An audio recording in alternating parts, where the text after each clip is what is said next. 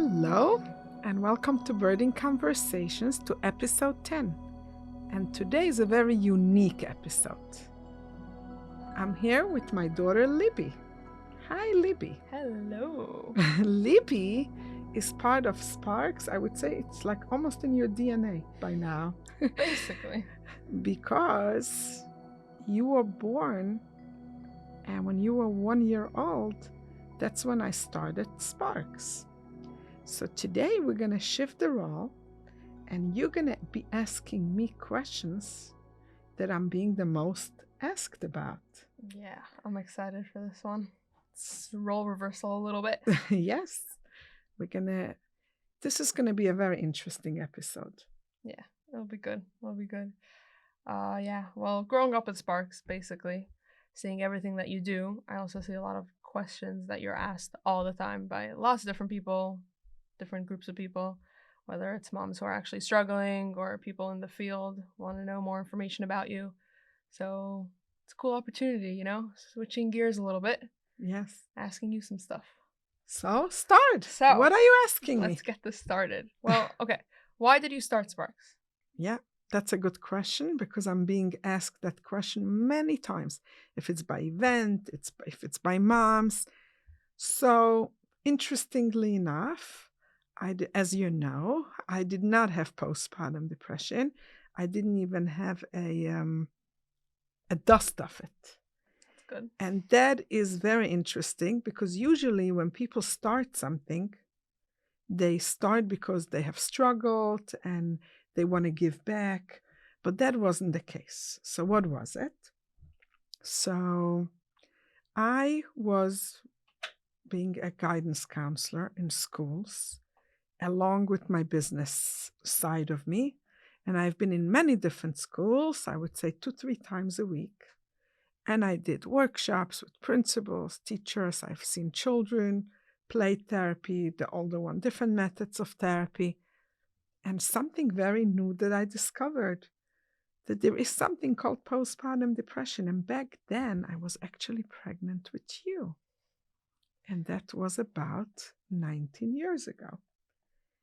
And being pregnant with you and finding out what's going on and something I was never aware about put me a little bit on a guilt trip that I don't think I shared this before. This is new. This is new. And the guilt trip was because I have been teaching in many high schools and seminaries, and I had students that got married come back to me with issues. And I had no clue that what they're struggling is really postpartum depression or anxiety. They would come back to me, complain about how they feel, about how they have a hard time bonding with their child, and how about their relationship in their marriage, they feel a change. And I would advise them as being their 12th grade teacher. And I didn't know. And then being in schools and counseling all ages of kids and seeing it through play therapy, how a little first grader would bury the baby, put the father in one room, the mom in another floor, and all that is where I got all this new world that opened up to me, that this is something that exists. And I saw that there is no one talks about it. So I had a little bit of a guilt trip where I said, how come you didn't know about it? And there are so many students that I advised the best I can at that time, but without the knowledge. Right. And then also kicked in a little fear. As more research I did, as more I realized that you don't need genetics. I mean, there are certain risk factors, but you don't need. It can happen to anyone. It can literally happen to anyone. All you need to be is a mom, a woman that's pregnant, that's giving birth. And I was pregnant with you. And that was high risk. You were born 10 years after your brother. And after having 2 miscarriages in between. And I said, who knows if it's not going to happen to me? How would I know? And then as more research I did, I realized that it can take like a good year till it comes out. After birth. After birth. And at that point, I made like my little promise And I said, if I'm going to be okay, I'm going to address it to the public. But believe me, as you know, I had no clue what I'm putting myself into. That I know. That much I know. And you're a year old, and I was fully in business, very invested in business at that point. I did mortgages, I had 2 assistants. I was very busy. And then one day I said, you know what? Your Libby is a year old. You made a commitment. Go fulfill it. And that's how Sparks was born. So it wasn't necessarily that you experienced the issue yourself, but you did not. saw other people experiencing it. Yes. And it caught me on a weak moment of pregnancy. Pregnancy is something that they bring out in women a lot of things. It's a time when their hormones are shifted. They can be more vulnerable. They can be more sensitive. They can be more edgy. There are a lot of things that can happen. And at that moment, I just made that promise. And once I made it, I had to fulfill it. So now thinking back those many, many years ago when you started it, what inspires you to actually continue doing this work? Because it's a lot. It's a lot. I know it's a lot. I see it and how much it takes a toll on you and the amount of people that you've helped. So what kind of inspires you to actually continue doing it? It's a very good question, Libby, because I was ready to give up many times. Yeah. Many, many, many times. Not just that I was ready to give up, I was like sure giving it up. I was so sure that I did my share and everything has a limit and I'm done. And I'm still here. Which is why, I'm glad you're still here, and I'm sure there are thousands of people who are very glad you're still here, and anyone listening should know it's good you're still here and that Sparks is still running full time. But what made you not give up? Stop? First, I think that it's interesting because when something has such a high mission, there is a very deep connection that it's very hard to explain. Because me, with my nature, I like to build projects, and once it's done, to let go and move on. Right. And with that, in my life of being 36 years married, so I did many things. I started teaching in high school when I was 1 year older than my students. And I did my workshops, and I did my trainings, and I gave trainings, and I've always been in business too. There are so many things I did. Definitely the ultimate go-getter. That's for sure. And by Sparks, being here for so long, I think it definitely, I can give you 101 excuses why. But the deep reason, which I think is the most honest truth, is because it's really higher than me. It's something higher than me. It's greater than me. And that fulfillment and that satisfaction and seeing a mom, seeing a family, how from being so desperate and so devastated, and how they came back to life, how they came back for the mom being a parent, having a healthy relationship with her children. I think that's really the deep part of it, which I listened this week. I listened to another podcast about a professor, an Israeli professor that is a professor in Harvard, and his whole discussion was about how we all think that success is bringing happiness. What does success mean? Success, you're successful in what you do in your career, he said, but he was proving it to his students that it's exactly the other way around. It's happiness brings success. Wow. And what is happiness coming from? So that's internal. So doing things that bring you that happiness will lead you to have that success. Right. And he was proving it to his students, because he said that the first day he was in Harvard in school, and he was telling his students, so welcome to the class, And how do you all feel? You got accepted to Harvard. It's not a simple university. And they all raised their hands. And then he asked, how can you see, you being a Harvard graduate, how is that going to help you be happier and go far with your life? Everyone raised their hands. And then he said, and now that you're here and you're in Harvard, you're in the class and you accepted, how many of you feel happy today? And most of the hands went down. And then he was backing it off with neuroscience and with research that it works the other way. When something is really making you happy, it leads you to success. So I feel that probably, if I want to analyze, because I analyze forever, so Do you? So I think that's when I heard it, something in my brain clicked, where I said that explains sparks. But on other notes, Dr. Abram J. Twersky was, as many times as I told him I want to close it, he said, no, only Meshugayim like me and you keep this going. I think also throughout all the years, like with the happiness that you had also had a lot of support in what you were doing. Sure. And that was the next thing I wanted to get to. That the support I got is something that is not like our family they all became part of Sparks, and no one gets paid. So it just so much, that's why I say it's kind of in your DNA. It's like a shared mission, kind of.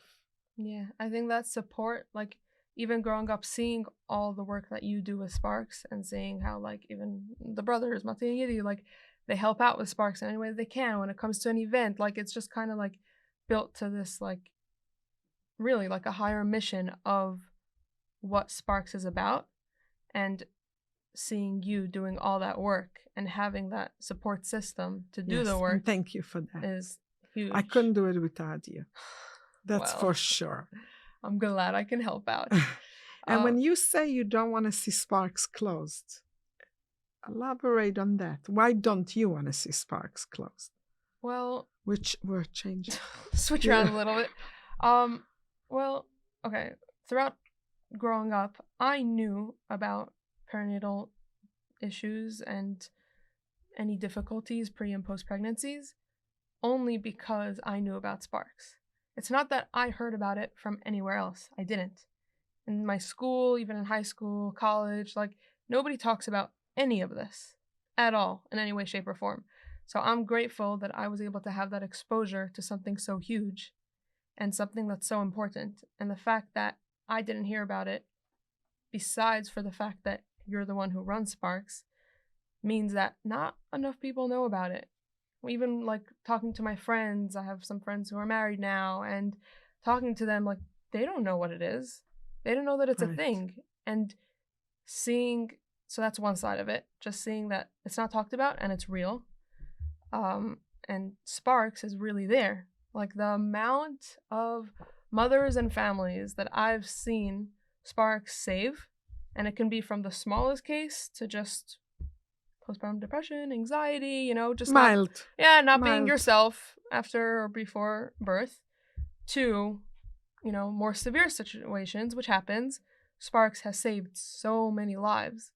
So to me, it's like, I'm so glad you didn't close it. You're joining the higher mission here. For sure. It pulls everyone in. 100%. Like once people actually see what it's about and how important it is, I don't think anyone can step away from it. Like it's just so huge. True. Dr. Twersky always used to tell me that it's the only situation in life where there are two primary victims, which is mom and infant. He said in any other hardship that people go through, so the person that's sick, let's say, they're primary, and everyone else around them is struggling. But in perinatal, which is pregnancy after birth, in any type of them, it's the mom and infant, because in many, many, many cases, the mom has a very hard time bonding with baby. And that affects the kid. And that could affect the child tremendously. Right. Later on for life. That's the if you talk about attachment issues, even if you talk, they teach it in criminal law, that it could lead to criminology later on in life. So that's why he always used to say, every dollar saves 2 lives for sure. Literally. Besides for the rest of the family. Yeah, there's the 2 primary, then there's all the secondaries, and even the secondary is so strong. Like, just between spouse, right? Husband and wife. If the mom is going through this, then in your experience, how do you see that? Like, people, I'm sure people have asked you, oh, how do I tell my husband about this even? Or how am I supposed to, like, how is this supposed to affect us? There's the primary of the mom that is struggling, and she's looking out, let's say, for example, to Sparks for help, right? Then there's the husband that is a very vital part to a marriage, to raising a child. You know, he is a parent. Right. But he's not physically having those hormones that are affecting him. Right. So yeah, it's a good question. And so all along these years, which you were into the 16th year already, almost finishing 16 years. So when I get a call, or if secretary picks up the phone, or if case manager, whoever answers the call or returns a call, and the mom leaves a message and says, call me only before 6 p.m. That's a red flag that we right away go, what's why? happening? Right. Why does her husband not know? So it's a good question. And the answer is that you have situations where the woman is enough comfortable, which I hope, that's my wish to every couple that are married, and they share. And then you have the ones that are shying away. They're not comfortable, especially if it happens right after marriage. They just got married and they find themselves being pregnant and they're not being themselves. It's like tack, and tack, tack, tack, tack, tack, tack. Yeah. And here is a new husband that they barely are getting to know, but they don't know them yet. And they're just very embarrassed. Now, as you said, the husband is such a vital part that we always going to work with a mom, even if it's going to take a little bit of time and it's going to be a process, but we always going to work with her so she should feel comfortable enough for her husband to be involved and know. And then, of course, we're having just now, yesterday, we had a call from one of the places in New Jersey. She's not well, the mom, because she has bipolar, even before marriage and pregnancy. Now, when they were dating, her husband knew she's bipolar. He did know. That's already a good thing. That's already a good thing. Okay. But what he did not know, the risk factor for a bipolar person to have a child, that he didn't know. And now that birth came. Did she know all this information? I hope so, but I don't know. She was educated enough. We didn't talk to the couple directly yet. We called spoke to a family member that called on their behalf, and we were guiding them first. But what this family member said, that the husband now is having a very hard time, and he threatened his wife. He said, if you're not coming home now, then I'm leaving you. What? I think that's just like lack of education. Yeah. And he didn't do it out of badness. He really doesn't know. He doesn't understand. He says, bipolar is one thing, I knew. But what's this? What's now? What's this new thing that popped up? Yeah, like, as a, they had, maybe as a couple or maybe as an individual, they didn't know enough about how to prepare for birth. Right. I had once a staff member that was bipolar after birth, but had a history of bipolar because her mom is bipolar. And her husband is the number one example in the world of how a husband should be and behave, which is so heartwarming. And they had another child many years after the first. She was one of the first Sparks callers. Oh. Yeah. And then she worked for Sparks. And they See, had another child. Everyone gets wrapped up in this mission. Yes. Once someone joins it, just can't go away. Yeah. And then they had another child, but with the right preparation and with the right awareness and whatever medication had to be adjusted. And she's doing perfectly well. I mean, she is bipolar because that's what, she's struggling with that. But the birth didn't turn things upside down. But this is a couple that is very, very aware. And that and then husband support was key. Key. I said he needs to stand up in front of 1 million people and speak, and everyone should see what a husband he is and what a husband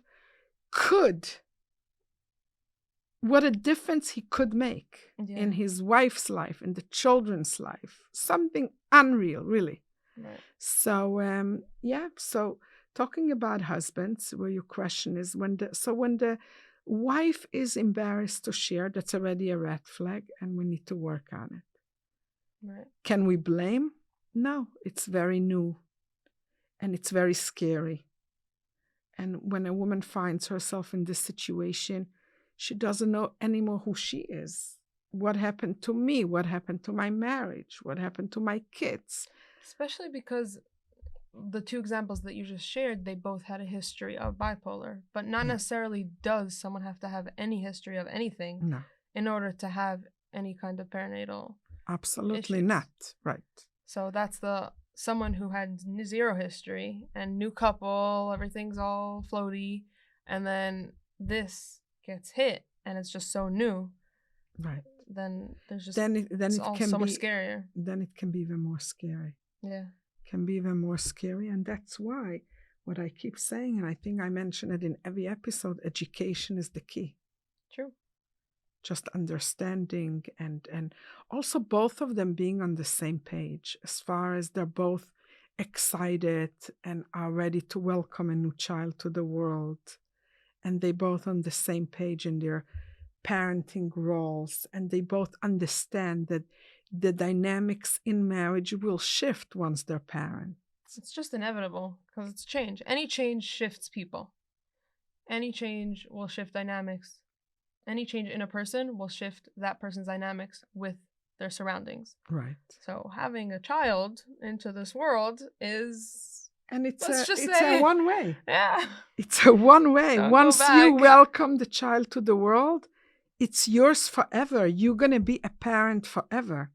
It doesn't matter how old you are, how old your children are. I remember that when I was a young mom and Matti was 4 years old, I used to think, wow, you have a 4-year-old child. How does that feel? What does that mean to you as a mother? What does that mean as a parent? But when Matti is 35 and himself has 3 children, the part of being a parent does not change. Not at all. So it's a very, very big shift in life. And I think that a lot of couples are not aware about it. They just think it's something kind of automatic. Okay, you date, you get married, you get pregnant, you have a child. Then it's Boom. just sequence of events, a chain that has to happen, and nobody actually realizes that it's real life and it's major, major change. Major. But do you think that people are just educated that way, and that's what people know? They're not. That's exactly. Meaning that's the only education that they know. Yeah. Oh, you date. Yeah.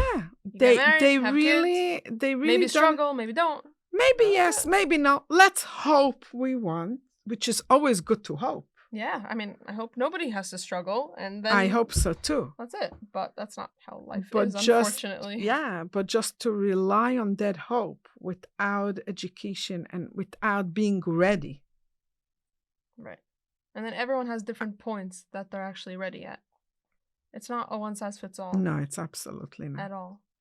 It's not. And that's why what I also find that in Sparks, we very much individualize. Well, Sparks does treat every single case, no matter how overstuffed the week is with the amount of calls that you're getting, every single call that you get, you spend individual time on, or you put your case manager, spend literally every minute individual for that woman. That So is I've true. seen the amount of hours that you spend working on Sparks. Yeah, because it's important to take each one. Each one is an individual person.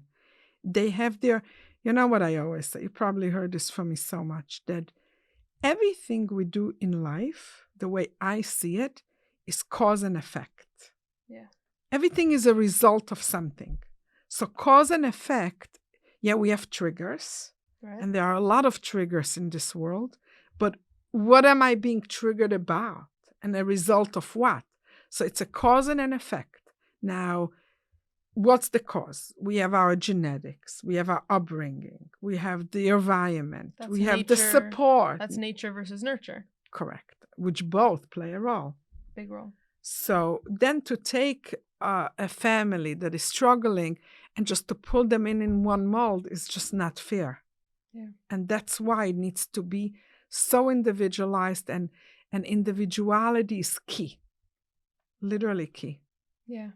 Well, so going back a little bit to, we were saying that a woman doesn't necessarily have to have any prior history, right? So let's say someone who is just educated about this world, or someone who's pregnant. What can she do? Kind of preventative methods. Is there anything really to do to prevent postpartum Good question, and I'm being asked this question a lot. So I think overall lifestyle makes a difference to everything. Right. It's diet. Like I've been talking a lot to someone that he's a paramedic in Hatzalah, and he takes care of the mental health, and he's very involved in family well-being, in women well-being. And we had this discussion, and he has been sharing with me how many young children he has been taking into the hospital, to the mental institution. And I said to him, this is so scary. I told him, me growing up, and he's a lot younger than me, he tells me, not just you growing up, me growing up. We have never, ever seen it. He said, the amount of children that are not well. And that's not because sometimes people say that, like, some years ago, people were more hiding things, you know, and as time goes on, things come up. That is true, too. The question is it that the fact that kids are sick is new, or the fact that people know that kids are sick is new? No, it's new. It's just new. It's new. Yeah. So why? So here goes back to your question about prevention. Yeah. So what we have been discussing, that number one is food that kids are eating, the snacks, the lunch that they are being given in school, all those empty calories. The brain food is gasoline for the brain. Now, if you're going to go and you're going to take all that very dirty gas and you're going to put it into a car, you're going to fuel the car with the dirty gas, the car is not going to, it's not going to run. It's not going to operate. It's going to break down. Like, why would we think in the world that we can feed humans, which everything is connected to the brain at the end of the day, with so much garbage, and it's going to operate? And then he said, the other thing he sees is families that are unfortunately dysfunctional, and there is no awareness that it is dysfunctional. Now, what does dysfunction mean? Right. I was going to ask you that, because it's like one of those things that people can define as whatever they want. So I'll tell you how I defined it, and you know, you all welcome audience to contradict with me, but the way I defined, you know, dysfunction is, I think we all as human, we have feelings, and we're the most complicated machine that exists in this world. And even the least bit of complication, just being human, we have feelings. Now, to me, a family that does not discuss feelings and they're being shoved under the rug, to me, that's dysfunction. If there is something that makes me angry, or something that makes my child angry, or something that's upsetting, disappointment, shame, embarrassment, if we cannot discuss it as a family, it feeds dysfunction. The minute we already bring up a discussion, and of course we have to know how to discuss things, and we can talk about them, and we can discuss them, that's the recipe for well-being. I think that idea like kind of goes together with the idea of like perfect people, perfect families. No one should be perfect. Literally, I was thinking about it that perfection literally means complete, right? If something is complete. Now, as human beings, you were saying the simplest form of being a human is emotions, right? So Right. there's no possible way for a person with emotions to be complete. Perfect does not exist. So those No, it families, people that grow up in a perfect family can also ultimately lead to harmfulness in the future when realizing, for dysfunction. yeah.